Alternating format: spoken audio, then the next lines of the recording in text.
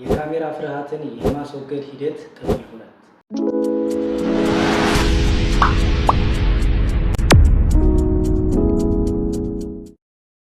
ሰላም እንዴት ናችሁ? ውድና የተከበራችሁ የኢትዮ የዩቲዩብ ቻናል ተከታታዮች፣ እንደሚታወቀው የካሜራ ፍርሃትን የማስወገድ ሂደት በሚል በተለያዩ ክፍሎች የተለያዩ ቪዲዮዎችን በመስራት ላይ ይገኛለሁ። ይሄኛው ክፍል 2 ሲሆን በዚህ ክፍል ደግሞ ለካሜራ መፍራት ብቻ ሳይሆን በሰው ፊት መናገር እንዳጠቃላይ ሰልፍ ዴቨሎፕመንት የሚባለው ነገር ሊያሳጣኝ የቻሉ 4 ምክንያቶችን በዚህ ቪዲዮ የምነግራችሁ ይሆናል። ለቻናሉ አዲስ የሆናችሁ ሰብስክራይብ በማድረግ እንዲሁም ደግሞ ቪዲዮ ላይክ እያደረጋችሁ ብትጀምሩት ደስ ይለኛል ማለት ነው። ወደ ቪዲዮ እንሄዳለን። ከ4ቱ ምክንያቶች መካከል የመጀመሪያው ተፈጥሮ ነው። እንግዲህ በተፈጥሮ እንደምታውቁት አንዳንድ ሰው የሰው ፊት ይፈራል፣ ካሜራ ፊት መናገር ይፈራል፣ እንዲሁም ደግሞ ሀሳቡን በትክክል የመግለጽ ችግር ይኖርበታል፣ በአንድም በሌላም ማለት ነው። ከነዛ ሰዎች መካከል እኔ አንዱ ነኝ ብዬ አስባለሁ። ከዚህ በፊት እንግዲህ ሀሳቤን በሰው ፊት መግለጽ እንዲሁም ደግሞ በቀላሉ ካሜራ ላይ መነጋገር ይከብደኛል። እንደምታውቁት ያንን ኤክስፔሪየንስ ማድረግ ነው ያሰብኩት። አሁንም ጉዞዬን እቀጥላለሁ ማለት ነው። መልካም፣ ወደ ሁለተኛው ጋር ስንሄድ ደግሞ ቤተሰብ ነው። ቤተሰብ እንደምታውቁት አብዛኛው ማህበረሰብ ላይ የሚንጸባረቅ ችግር ነው ብዬ አስባለሁ። እናም የኔም ቤተሰቦች እንደ ማንኛውም ኢትዮጵያዊ ልጅ እያለውኝ በርታ፣ ተናገር፣ ተጫወት፣ እንዴት ሀሳቤን እንድገልጽ ማንም አያበረታታንም። ያው እንደምታውቁት ትልቅ ሰው ጋር አታወራ፣ ሰው ሲያወራ ምን ታደርጋለህ፣ እዚህ ውጭ ወጥተህ ተጫወት ምናምን በሚል ነገር ሀሳባቸውን የምትገልጹበት መንገድ አይፈጠርላችሁም። ስለዚህ አንደኛው ምክንያት ቤተሰብ ነው ብዬ አስባለሁ። እዚህ ጋር እንግዲህ እንድታስታውሱት የምፈልገው ይሄ የኔ ሀሳብ ነው። ሀሳቤ ደግሞ ዋናው ሜን ታርጌቴ ራሴን ለካሜራ ማደፋፈር፣ ሀሳቤን መግለጽ መቻል ስለሆነ የእነዚህ ምክንያቶች የእኔ ፖይንት ኦፍ ቪው ስለሆኑ ምናልባት ትክክል ላይሆኑ ሊሆኑ ይችላል። ሌላውና ሶስተኛው እንግዲህ ትምህርት ቤት ነው።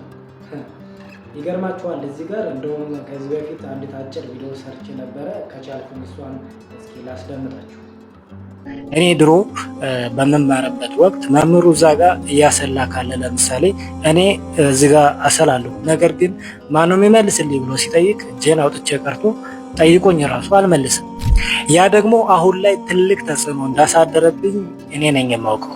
ክላስ ውስጥ እንኳን ገብቼ የማስተምረው ሳይንስ ስለሆነ ያንን ሳይንስ ስለማውቀው ስለ ሳይንሱ ማውራት ይቀለኛል እንጂ ሌላ ከሳይንሱ ወጣ ያለ መልእክት ወይም ደግሞ ለየት ያለ አዲስ ነገር መናገር ፈጽሞ አልችልም። በጣም ነው የማፍረው ማለት ነው። ያ ደግሞ የሆነው ምንድነው በልጅነቴ ኤክስፔሪየንስ ስለሌለኝ ራሴን ማዳበር ስላልተለማመድኩኝ ነው።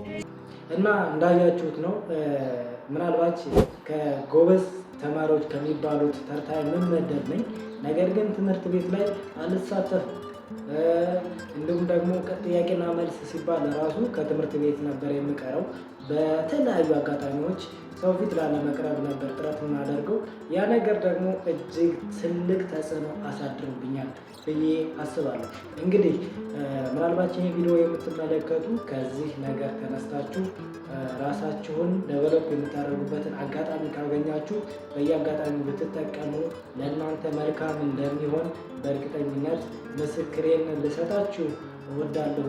ያ ጋይስ እንግዲህ 4ኛው ላይ ደርሰናል። 4ኛና 5ኛ 2 ወሳኝ ምክንያቶች አሉን። ነገር ግን አሁን ላይ እነሱን ብናገራቸው እዚህ ጋር ያን ያክል ተጽዕኖ ይፈጥራሉ ወይንም ደግሞ አስፈላጊ ናቸው ብዬ ስለማላስብ ያው ሁሉም ቢናገሩት አይደል የሚባለው የሀገሬ ሰው። እነዚህ 3 ምክንያቶች በቂ ናቸው። ሌሎቹን ምናልባት ሌላ ጊዜ ልናገራቸው እችላለሁ እና እስከዛው ድረስ ግን ተፈጥሮዬ እንዲሁም ደግሞ ቤተሰብ ከዛም አልፎ ደግሞ ትምህርት ቤት ላይ ያለኝ አስተዳደግና የመጣሁበት መንገድ አሁን ላለኝ የካሜራ ፍርሃት እንዲሁም ደግሞ ሀሳብን በትክክል የመግለጽ ሰዎች ፊት ሀሳብን የመግለጽ ተጽዕኖ ሊያሳድርብኝ እንደቻሉ ነው የሚሰማኝ ማለት ነው። ተመስገን ነው ለፈጣሪ። አሁን ጋር በቃ እነሱን ኦቨርካም አድርጌ ሀሳቤን በትክክል ለመግለጽ እንዲሁም ደግሞ የካሜራ ፍርሃቴን ለማስወገድ ጥረት ላይ እገኛለሁ ማለት ነው። ቤተሰብ እንግዲህ ከዚህ ቪዲዮ እናንተ ትማሩበታላችሁ ብዬ አስባለሁኝ።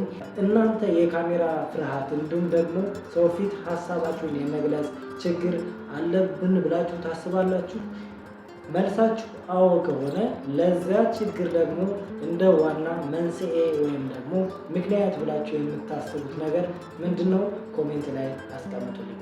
በቀጣይ ክፍል 3 የካሜራ ፍርሃትን የማስወገድ ሂደት በምመለስበት ሰዓት ይህ የካሜራ ፍርሃትና እንዲሁም ደግሞ ሰዎች ፊት ሀሳብን የመግለጽ ችግር ምን ምን ነገሮችን እንዳሳጣብኝና ከምን ነገሮች እንዳልጠቀም እንዳደረገኝ ቪዲዮ ሰርችላችሁ የምመጣ ይሆናል ማለት ነው። እስከዛው ድረስ ለዚህ ቻናል አዲስ የሆናችሁ ሰብስክራይብ በማድረግ እንዲሁም ደግሞ ሀሳብ፣ አስተያየት፣ ጥያቄ ካላችሁ ኮሜንት ላይ አስቀምጡልኝ። እንግዲህ ውድና የተከበራችሁ የትሬንድ ኢትዮ የዩቲዩብ ቻናል ተከታታዮች የዛሬው ቪዲዮ ይህን ይመስል ነበር። በቀጣይ ቪዲዮ እንገናኛለን። እስከምንገናኝ ድረስ ደግሞ መልካም ጊዜ ይሁንላችሁ። ቻው።